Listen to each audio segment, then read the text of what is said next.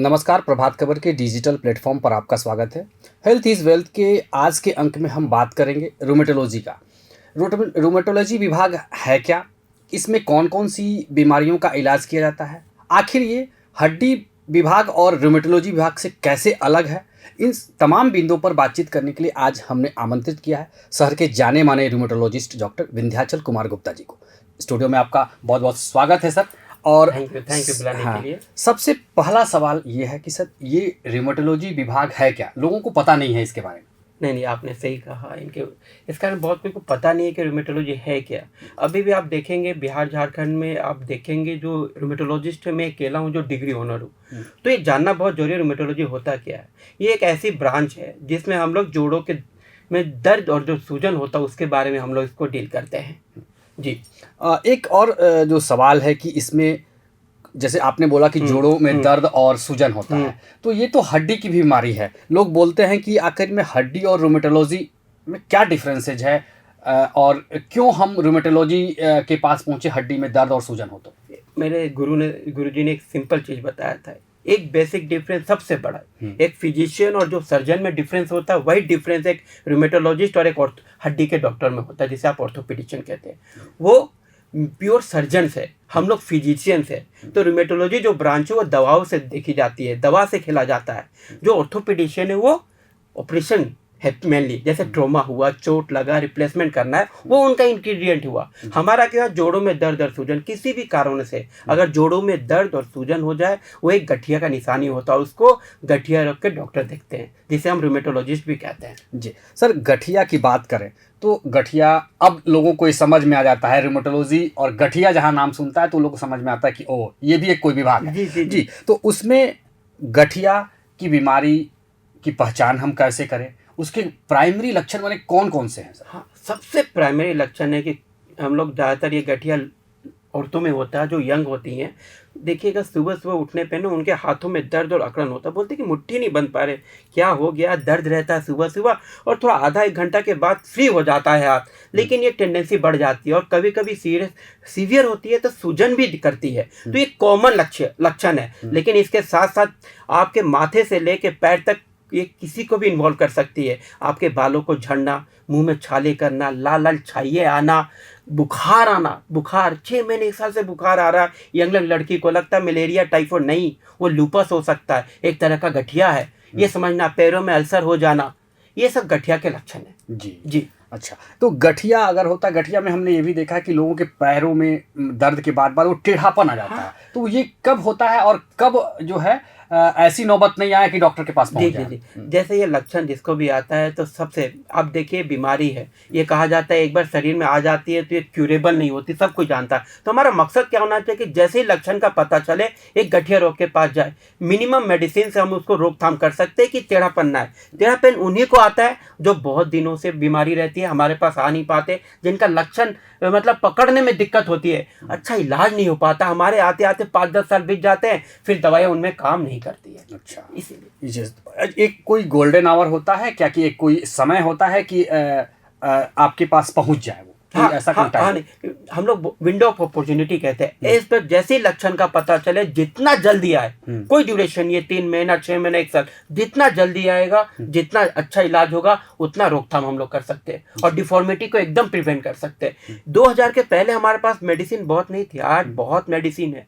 Deformity आज बहुत rare है, उन्हीं में डिफॉर्मिटी होती है जिनका इलाज प्रॉपर हो नहीं पाता है। जी सर, एक चीज़ पूछा जाता है कि जैसे कि गठिया का इलाज में दवाओं का जो है बड़ा खर्च है। लोग बोलते हैं कि एक तो दवा बहुत महंगी दवाएं होती हैं और काफ़ी दिनों तक चलता है, तो क्या सही है या कुछ? नहीं, कुछ हद तक सही है लेकिन पूरा सही नहीं कह सकते। आज भी जो हम लोग देखते हैं 4-5 बहुत कॉमन मेडिसिन है, बहुत सस्ती। आप फोलिट्रेक्स सबसे मिनिमम हफ्ते में 1 गोली जिसको हम लोग देते हैं, उसमें से 60 से 70% ठीक रहते हैं। हाँ, ये लेकिन मानना पड़ेगा बीपी शुगर की तरह होता है, आपको लंबा दवा खाना पड़ेगा, आप छोड़ नहीं सकते क्योंकि इनका क्योर नहीं है। दूसरा चीज़ एक और बताना चाहूँगा, जैसे हमारे बात आप देखें बीपी शुगर बहुत को है, लेकिन बीपी की मेडिसिन में आप देखिएगा एक एक मेडिसिन में 3-3 केमिकल्स है। हमारा वैसा पॉसिबल नहीं है, एक मेडिसिन है तो एक ही केमिकल उसमें है। अगर वैसी मेडिसिन आ जाती कि 3-3 दवा एक ही मेडिसिन में, हमारा काम बहुत आसान हो जाता, लेकिन पॉसिबल हमारे में नहीं है। आप देखिए शुगर का है, 3 दवा मिली और 1 टेबलेट खा रहे हैं, तो वो आसानी से कंट्रोल हो जाता। उनको लगता है कि एक मेडिसिन चलो खा लेते हैं। हमारे में क्या होता है, कभी कोई 3-4 खाने में दिक्कत होता है, सर कितनी मेडिसिन दे रहे हैं, क्या करें, वो मेडिसिन बनी ही नहीं है। जिस दिन वो कॉम्बिनेशन बन जाएगा, हम लोग भी एक मेडिसिन पे खिला के अच्छा रखेंगे। जी जी सर, एक चीज और पूछना चाहेंगे कि जैसे आपने लक्षण बताया, तो लक्षण के बाद अगर मरीज समय पर आपके पास आ जाए तो वो कौन कौन सी सामान्य जांच है जिसमें ये पता चले कि ये रूमेटोलॉजी की बीमारी यानी गठिया की बीमारी से पीड़ित है? सामान तो सबसे पहले होता है, क्लिनिशियन हम लोग हैं, सबसे पहले मरीज को देखिए, एग्जामिन कीजिए। अगर आपके कोई हाथों में उसको टेढ़ापन आने लगे या कोई भी जोड़ में दर्द और सूजन हो जाए, वो गठिया है। कभी कभी हम लोग को डाउट होता है, क्योंकि देखो गठिया बहुत प्रकार के, आपने पूछा था, ये कुछ गठिया बहुत सीरियस होते हैं, जैसे लूपस, वेस्कुलाइटिस, ये जानलेवा गठिया है, यंग में होते हैं, अगर हो जाए तो जान चल जाती है।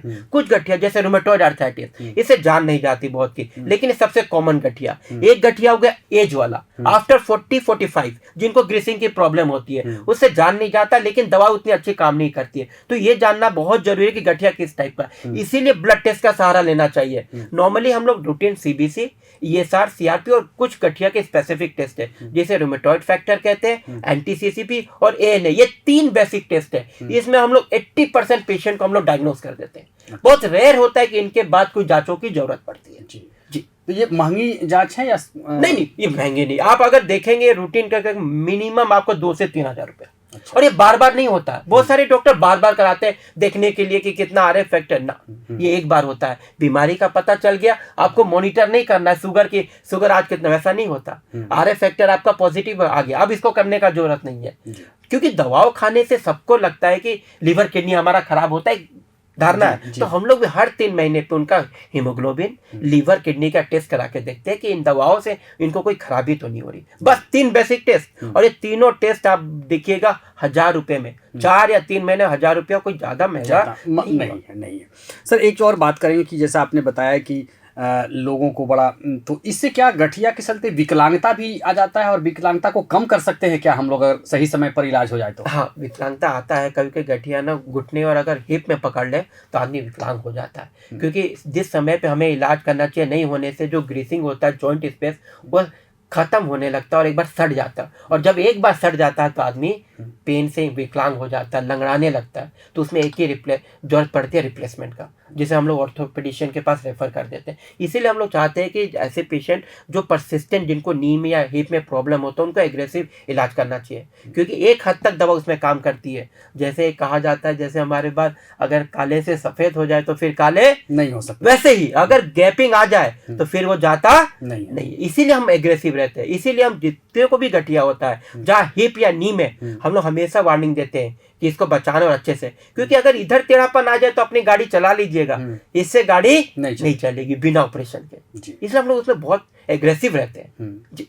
एक चीज और आपने बताया कि सर गठिया तेजी से बढ़ रहा है, लेकिन आप तो चूंकि झारखंड में बड़ी दिन से प्रैक्टिस भी कर रहे हैं, काफी दूर दूर से भी लोग आते हैं, क्या सिनेरियो है झारखंड का और देश में क्या स्थिति है सर? नहीं, बहुत बर्डन तो आप देखिएगा तो कोई एग्जैक्ट डाटा नहीं, लेकिन 1% प्रिविलेंस समझ लीजिए। 1% माने 140 करोड़ में मोर देन 10 करोड़, 1 करोड़ से ज्यादा बहुत प्रिविलेंस है। बहुत सारे केसेस तो डायग्नोस नहीं हो पाते जी, एकदम हमारे पास पहुंचते ही नहीं है। अभी भी आप देखिएगा, अगर हम लोग ईस्टर्न जोन से बात करें, बिहार झारखंड में एज कम्पेयर टू साउथ, हम लोग के पास डॉक्टर की इतनी कमी है कि उनका इलाज प्रॉपर नहीं हो पा रहा है, बहुत ही कमी है। अच्छा। साउथ बहुत एडवांस हो गया इस मामले में। आप साउथ में जाएंगे और हमारा बिहार झारखंड का रेशियो देखेंगे तो हमें लगेगा कि उधर 500 है, हम इधर 4 है, कोई कंपैरिजन ही नहीं है। तो जब तक रूमेटोलॉजिस्ट का नंबर हम लोग नहीं बढ़ाएंगे, अवेयरनेस कॉमन प्लेटफॉर्म पे नहीं होगा, जिसके बारे में डॉक्टर अगर आएगा ही नहीं, पब्लिक को जानकारी कहाँ से होगा? पहले ये 10-20 साल पहले था, कोई फेफड़े का डॉक्टर, दिल का डॉक्टर आता था तो लगता था कि वो दिल का डॉक्टर है।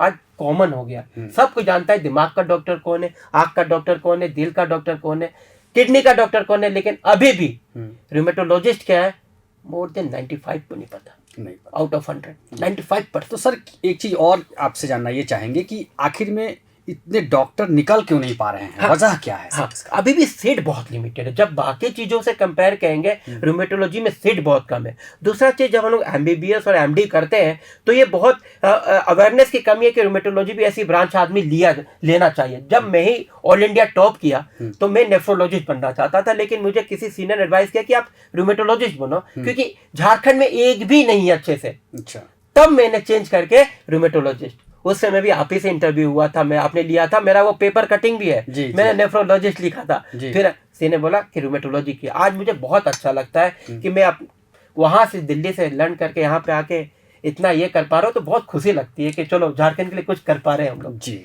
तो आपने देखा कि डॉक्टर साहब ने कितना सुंदर और सटीक जानकारी दी कि अगर आपको जोड़ों में दर्द हो, उसके साथ सूजन हो, तो यानी कि आप ये बीमारी जो है आपका रूमेटोलॉजी यानी कि गठिया की बीमारी है, और आप गठिया रोग विशेषज्ञ से मिले, न कि हड्डी रोग विशेषज्ञ से। अगले अंक में हम फिर किसी एक नए डॉक्टर के साथ होंगे, नए मुद्दे पर बातचीत करेंगे। तब तक के लिए बहुत बहुत धन्यवाद। प्रभातखबर.com, विश्वास वही, रफ्तार नहीं।